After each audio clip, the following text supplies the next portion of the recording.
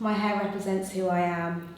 Do you know, I've been playing India RE all week by coincidence. I love that song.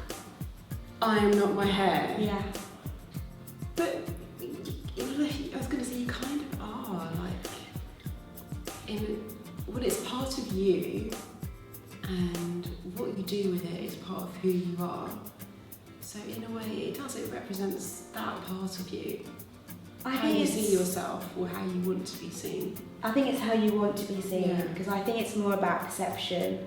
I think it's more about how society see you, and it's those kind of social norms that are placed on you. Mm-hmm.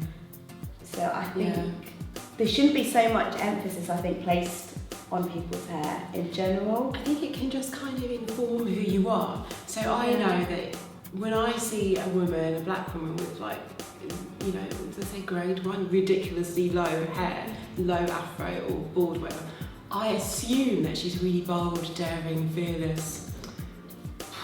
Stereotype. Perhaps even a bit eccentric. I would assume the same thing if it was a white woman, actually, because it takes a certain type of character to do that. You've got to be very confident, yeah.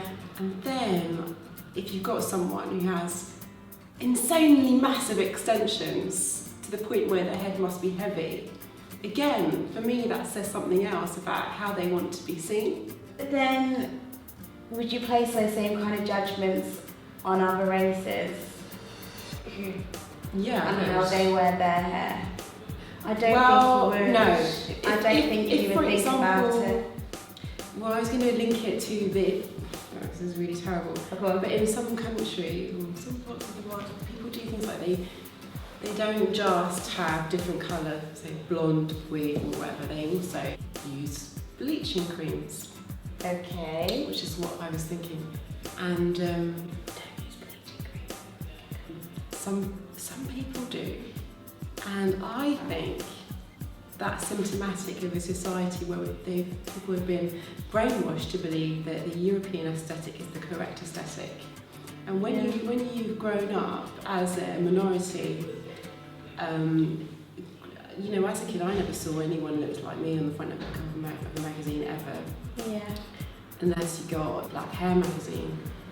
And even then, on the cover of the Black Hair magazine, what do you have? You have women with weaves all the time.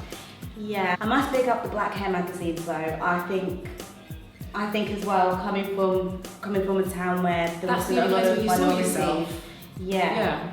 But then in the same breath, like you said, especially like as a teenager growing up, my biggest idol was Beyonce. Absolutely obsessed with Beyonce, obsessed on a big major level. I think that's quite bad because, as we know, Beyonce, Nicki Minaj, Rihanna, a lot of the celebrities are very fake in terms of not their character, but in terms of their look with their weaves and the bleaching, like you said, the nose jobs, the liposuction, the airbrushing. So it's kind of like, as a younger person, you're trying to live up to something that's kind of unobtainable because it's not real. I think it's very important that we have more kind of role models that are actually real people, real women, just who eat normally and who are real. I think that hair is actually quite emotional as well, and the whole thing about losing your hair if you're having chemotherapy and stuff is a very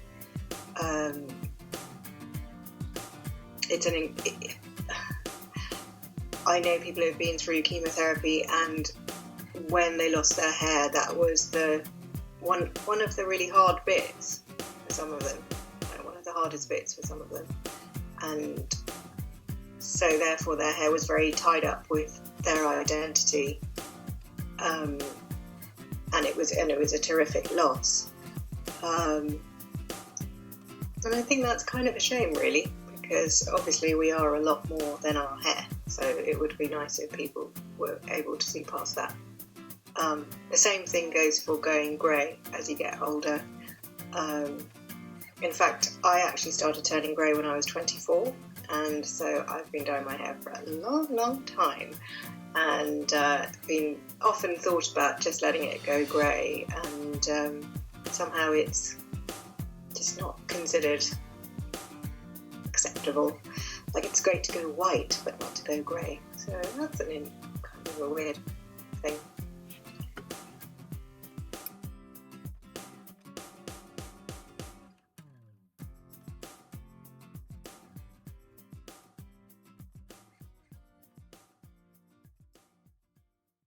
We need to cut that. We need to cut that. We need to cut that out. I've just offended so many people.